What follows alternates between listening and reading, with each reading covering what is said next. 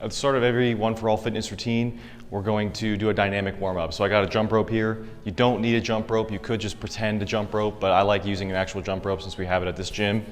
And you're gonna do 100 skips where you're just bouncing off the ground, staying on the balls of your feet, and getting a general warm up of not only your heart rate getting up, but also your athleticism improving because you're gonna be staying on the balls of your feet.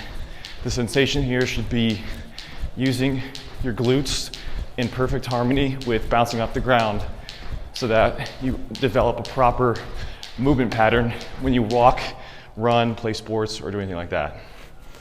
After you do about 100 touches there, you're going to move to some bodyweight squats and hinges. So bodyweight squat, use about hip width stance, maybe up to shoulder width if you want to go a little wider. You have your hands out in front of you, bend at the hip and knee. Try to use a good balance of quad and glute. So you're using your hip flexors to pull it down and then using your glutes to stand back up. Okay, you'll do that for about 10 to 15 reps.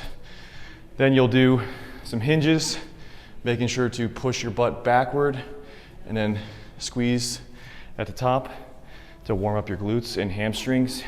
You do not need to lock your legs out. You should keep a little bit of a bend when you're doing this. Then we're gonna do lunges. You can do walking lunges, or you can do backwards, or you can do, just a standing lunge, alternating, and that's gonna help get the split stance worked. And then you're gonna go sideways.